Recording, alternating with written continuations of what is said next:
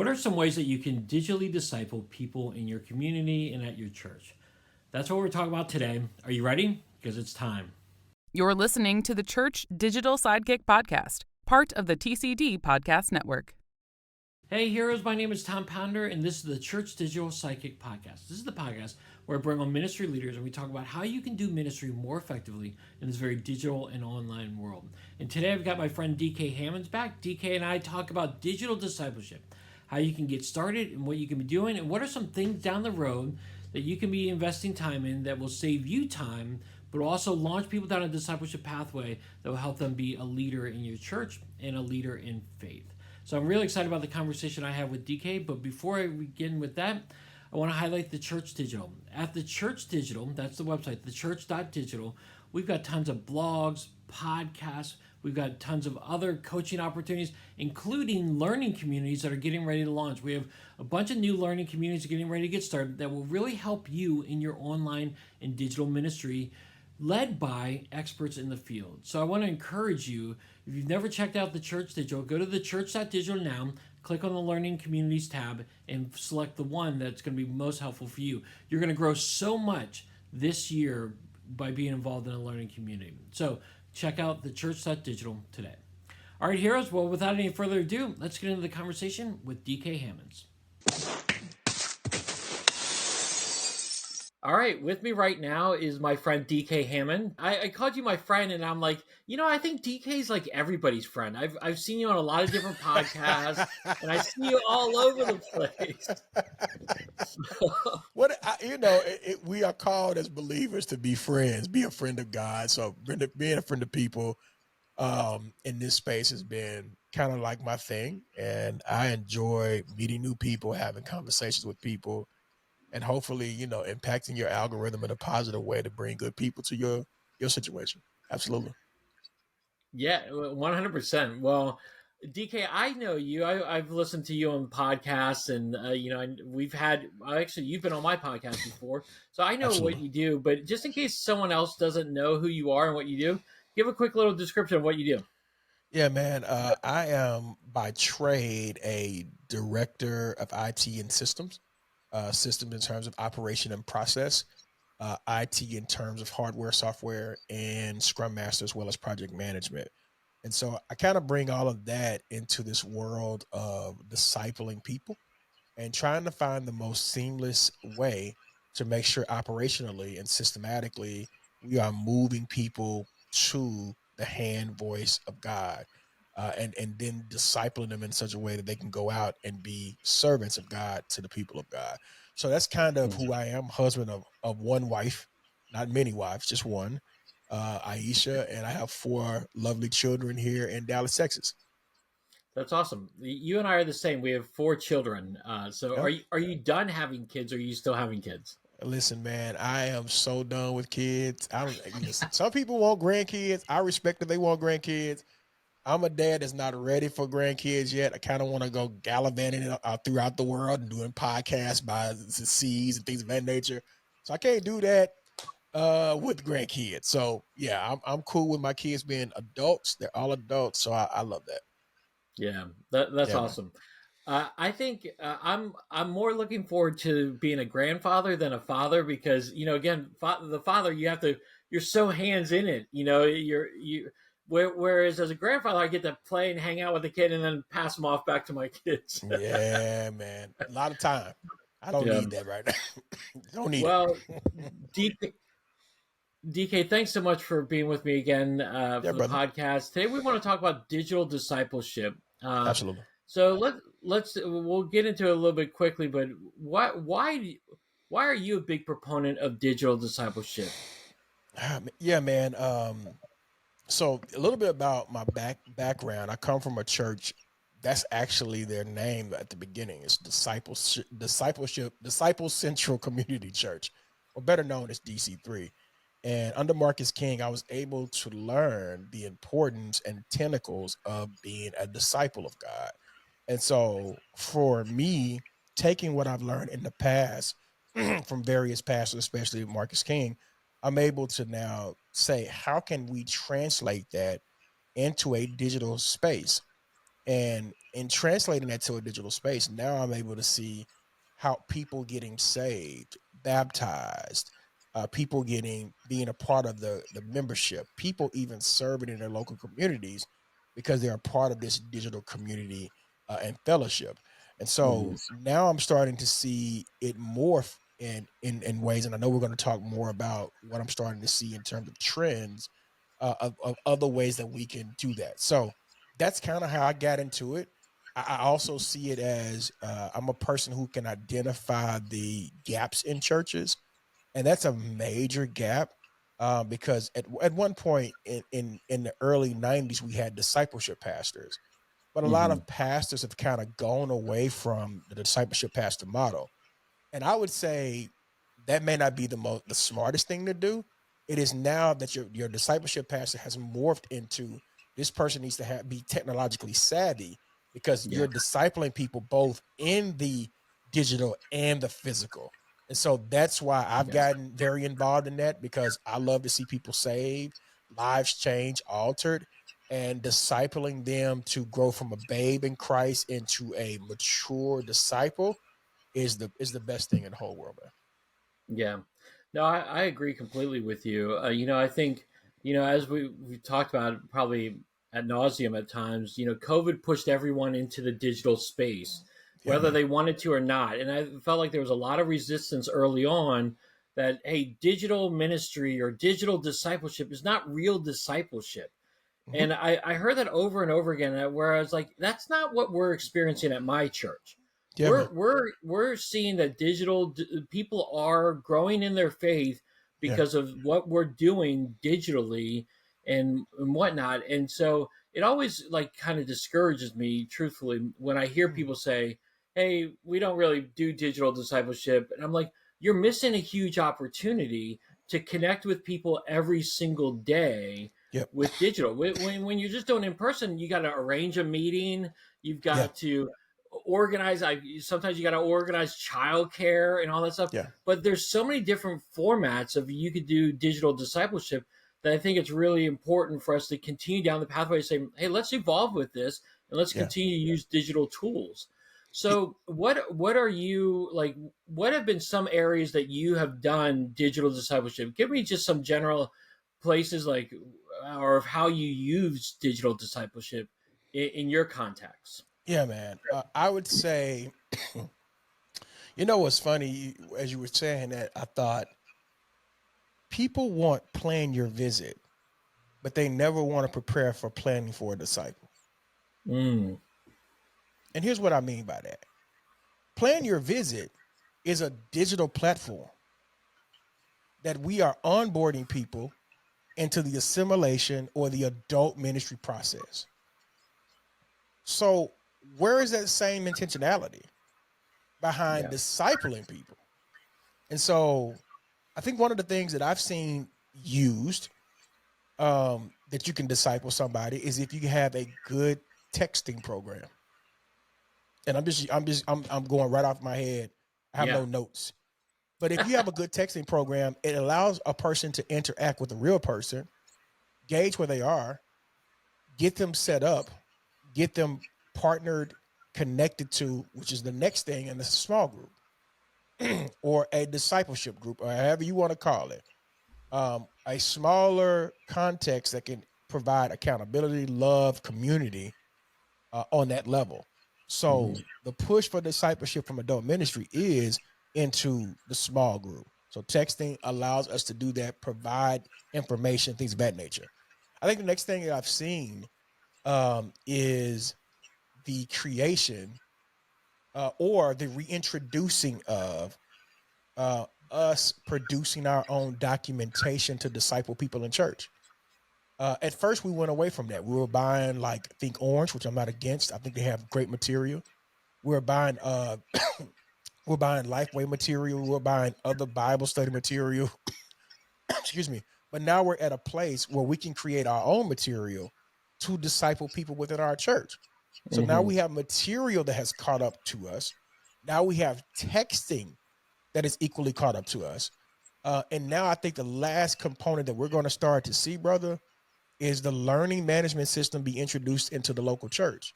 Now, I've worked and built learning management systems outside of church. And so what those systems are, it ultimately allows me to put the class, the information, the discipleship piece into this digital piece. And I'm able to monitor and adjust and disciple people in scale. And so now they get the same thing, the same experience every single time. So let's say somebody wants to be a member.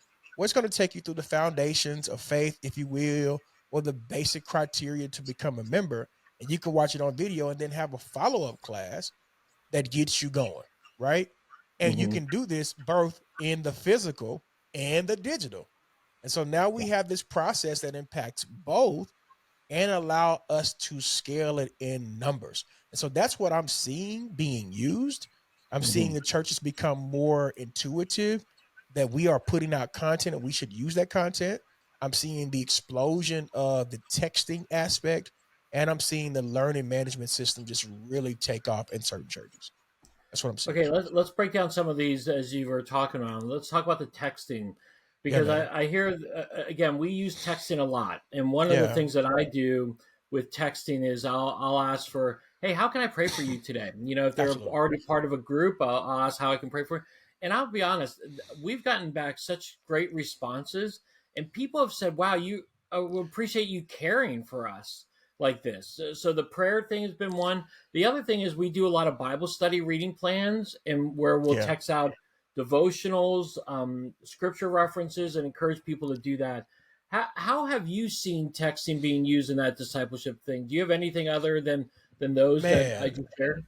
I think what you just shared is super, super critical as it relates to that, because the basic core tenet of discipleship is doing life. Basic core tenet definition of discipleship, and that is doing life with one another.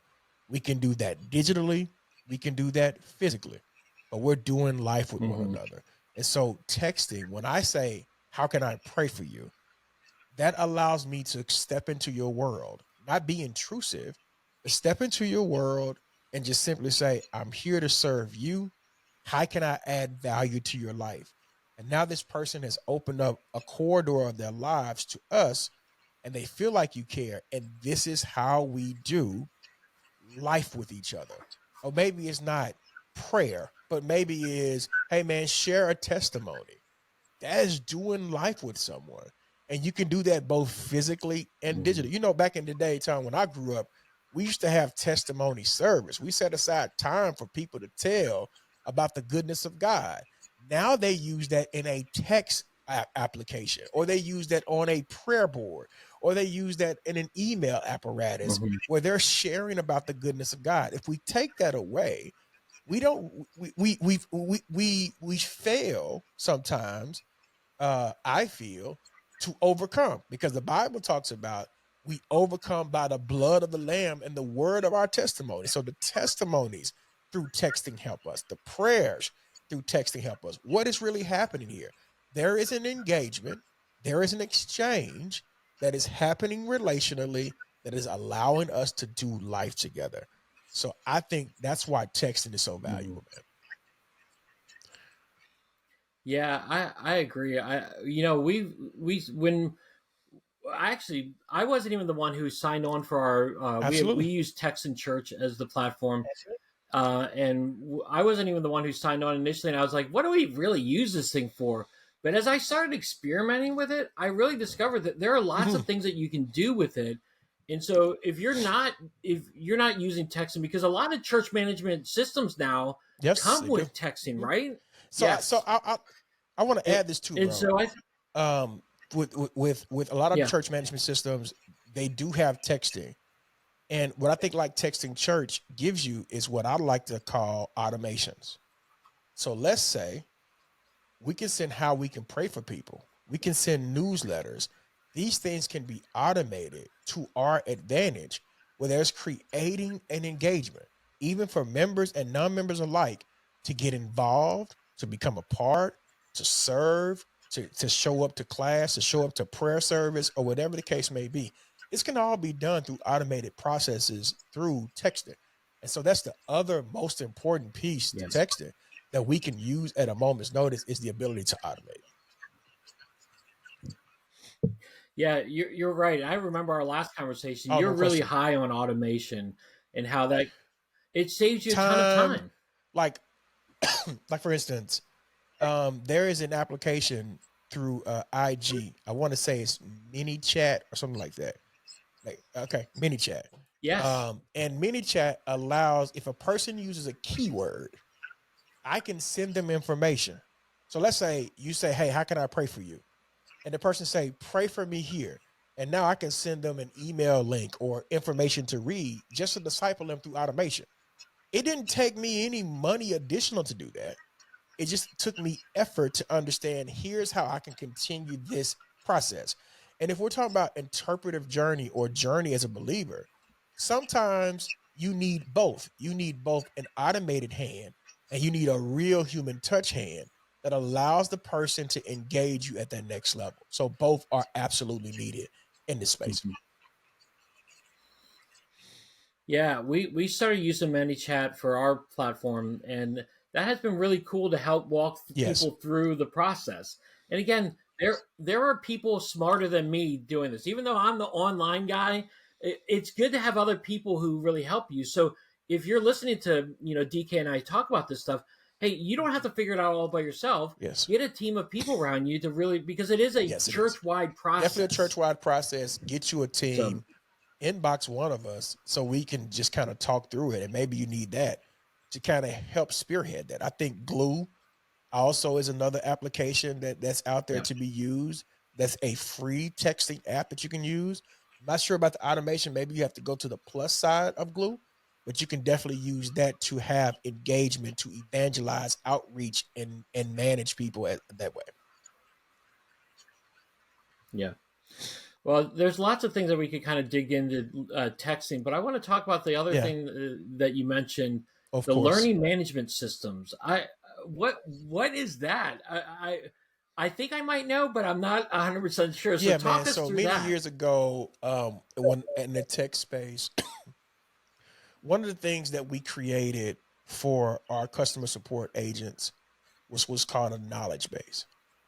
And this knowledge base allows that customer support agent to pull information of reoccurring issues that have happened to help support them while they were on a phone call, a conversation, an email, right?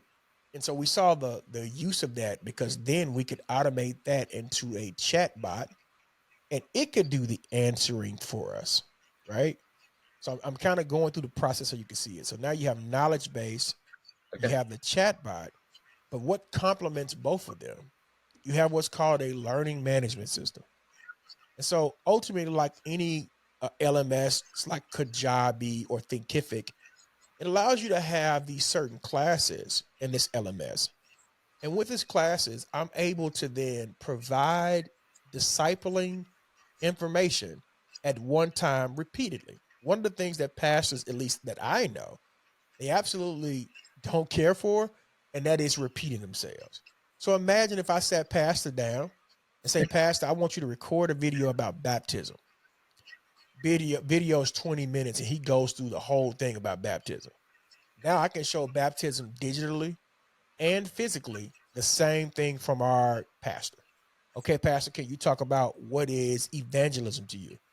Now I can do that and have it in the same place so that if a person comes in a year behind, they can be caught up and be at the same level as a person that's been there 5 years.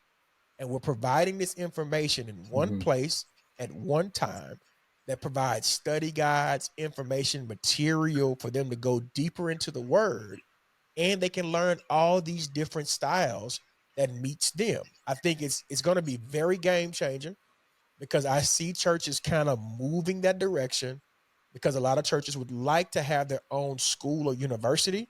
Well, guess what the LMS allows you to do?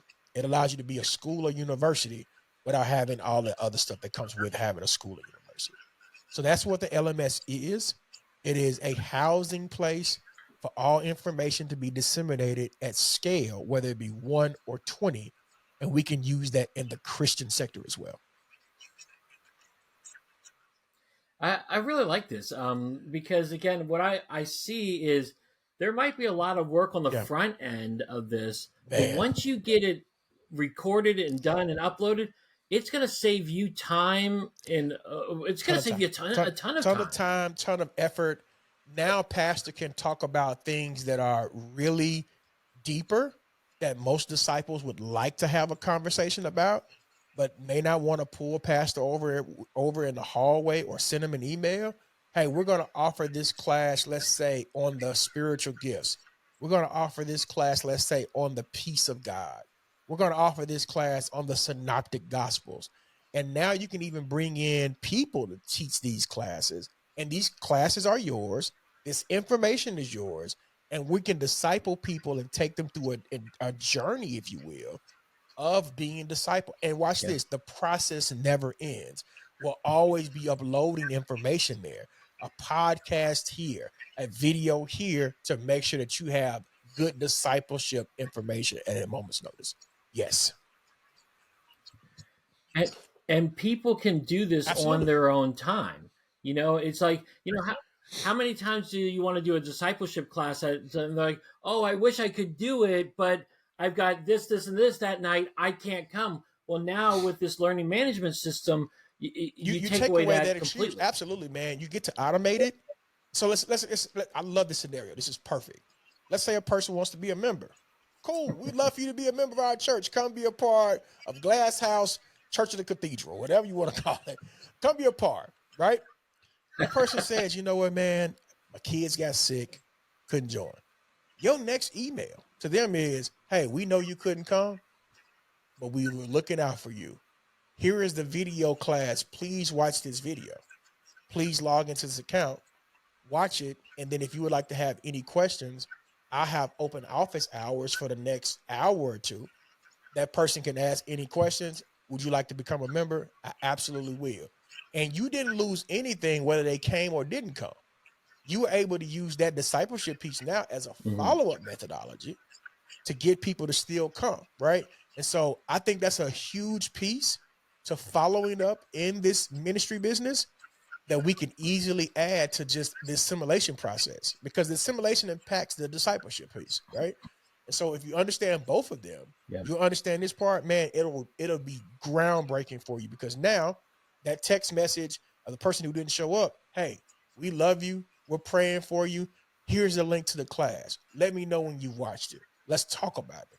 Now we're Yeah. right back on track again. Yep. Well, and the cool thing about this too is I was just thinking as you were talking, I'm like, I said earlier that Of there's a lot course. of front end work on it, but there is. But the reality is, if you're already offering these as in person classes you've already created the content. That's You it. just got to record it now. You got to put it up on a video or an audio thing.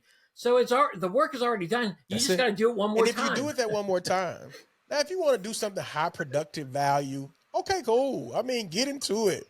Do it as much as you need to. But you can go in there Yeah. and record that new membership class. That class is an hour. You can send it off to be edited or not edited. You can send that video off. Here are the top 10 things we want you to know when you become a member of our church. Now you have that. And I won't need to sit in a class for an hour. I can just kind of plow through this for the next 30 minutes and I got everything that I need. Yes. Right. Yeah. And the person that's in Yeah. California and the person that's in Florida get the same experience as you provided. And that's the most important piece, man. Yep. Yeah, this is awesome. My mind's going in Yeah, many different brother. directions right now. We don't have this at our church, and I'm thinking, okay, Yeah, how can yeah. I get I this at think our I church think right now? like, So okay, so there's I think it's Talent LMS that allows you to start one and just play with it. And literally, I have one. I would share it, but it's a customer's. But I have one I've already built to just kind of test, and I was able to just add their document, add a video, add the additional stuff, and three things right there gave me a learning management tool. They never have to repeat this conversation again. It's always available, right? yeah, Or let's say you don't want to use the LMS. Let's say you just want to use the video links. That's cool too. Well, if you have a Google, if you have a Dropbox, you can take that link, put it in there, and take that link and put it in Bitly, make it a short link, put that short link in text or email, and yeah, you send it right out. It's the same exact thing. Okay, let's say you don't have any of that. yeah, You take that video and upload it to YouTube and make it private. or unlisted where only those people can see it. And now you have this information. So there's a myriad Yeah. of ways to do this that fits every financial construct Yeah. to make sure that you can scale this to the level you need to scale it. But I really think the church is going to Yeah. really incorporate that a lot more so that pastors can then not necessarily always have this conversation about retooling, replanting. Hey, I want you to go to this class. Here's another thing. Let me add this, bro, because you got me excited now. Okay. Let's say that you create the discipleship, the discipleship piece, digital discipleship piece. The end part to digital discipleship is that this person becomes a leader. We don't talk about that enough.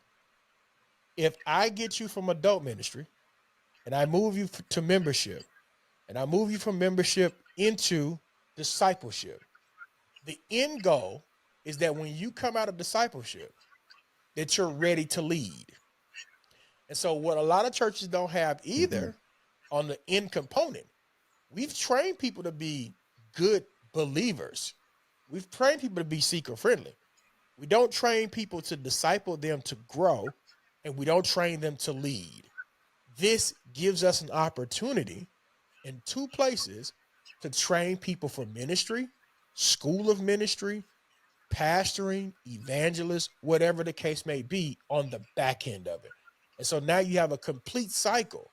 And so now I have people to send out to disciple. I have people coming in wanting to be disciple, and the process is always ongoing. So leadership is the end of that, brother. Yeah. I'm actually glad you said that. I didn't even, to be honest, I'm like, what is Mhm. the end goal of discipleship? And, it is like to get that person to become a leader. And again, even be then Yes. discipling other people as well. But it is that's really important on that level. Okay, we could go down the rabbit hole a lot on this more.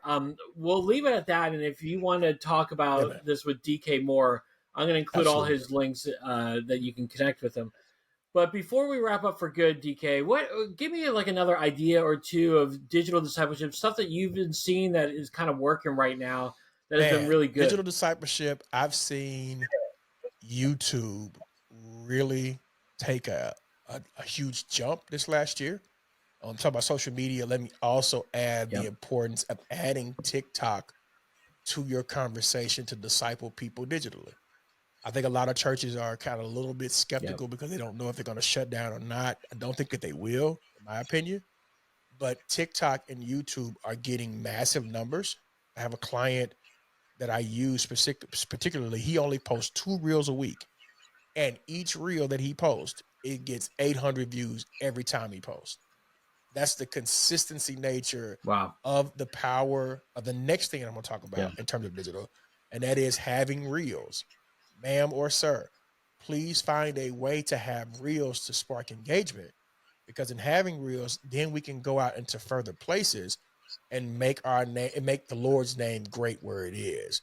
And so if you add those couple of Yeah. things, you'll start seeing these people come into your church, be introduced to it, and wanting to know what is your pipeline, if you will, to train and develop people to become better human beings and disciples.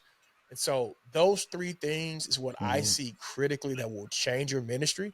If you have somebody working your social media, please give them a hug, an extra cookie, some more money, because that's work every single week that they have to prepare for. But if they already have reels, then they only really have to prepare for the clips, the carousels, and things of that nature to kind of make that social media piece really blend. And so, in using your social media, let me add Yeah. this too. We want to use social media that is faith based and that is about our lives. If we got social media about the pastor all day long, I don't think that really generates a whole lot of impact outside of the sermon clips. People want to see themselves. And so what I've seen garner the most attention is when I've posted or generated a photo and that person could identify that that was me. And so if you're doing that, you'll see that Mhm. able to spark membership, a part spark assimilation, assimilation sparks membership, membership sparks discipleship, and discipleship sparks leadership. And that's the process, bro. Yeah, I'm really glad you hit on that. We've invested in YouTube Yeah, significantly man. since the start of COVID, and we've gotten even more into it where we post daily I love devotionals, that. shorts. We just do shorts a lot. We'll do long form too, and we're not quite up to 800 views a week, but we're up to 400 views. Like that's where we're kind of every one. And when I look at the analytics, most of the people who are watching our And I YouTube remember, shorts are not members of our or not subscribers of our current. So we're reaching another yes, generation for the big church. We're helping people for the kingdom. Now again, hopefully they might, if they're ever looking for a church, they'll check out our church. But the point is that we kind of like what you said, they're seeing on TikTok and Instagram and yeah, YouTube all sorts of stuff, entertainment stuff. Why not put absolutely, the man, message of Christ on it absolutely. and give people hope? And so that's we've been really into YouTube a lot and TikTok and Reels as well because kind of like you said, I mean, Instagram really wants to promote Reels. So if you're creating a Reel, they're gonna want to Absolutely, promote it man. and get it out to And I people. would say, I wish I had time because I would tell people, especially this is for leaders, I would tell leaders to invest in the application called TechSoup if you have not invested in TechSoup. TechSoup is TechSoup. And the reason why I'm telling you that this is a nugget of truth.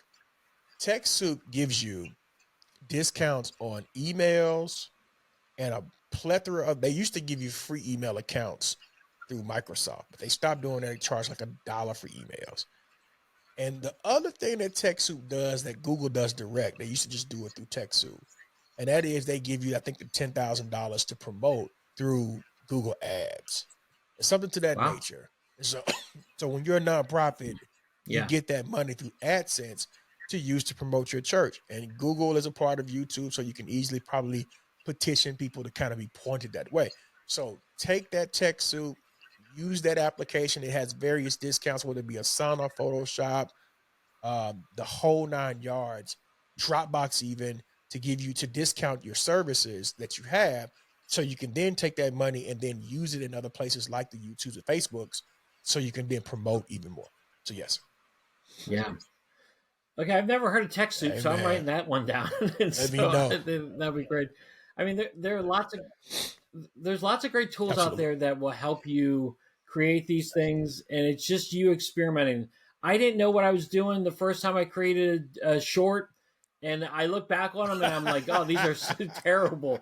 But but you learn, you grow, and you figure it out, and you'll reach the people that Without a God doubt. wants you to reach with this. And again, it's all in Yes, the sir. name of discipleship. And so I think it's Absolutely, man. really, really important.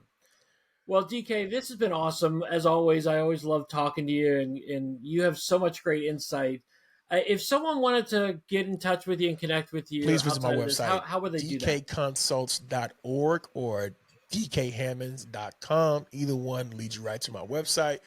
Various social medias, I am DK Hammonds. Or if you want to see me and my friends come together and talk about this very same topic, usually Social Media Church Podcast, you can definitely catch us there too.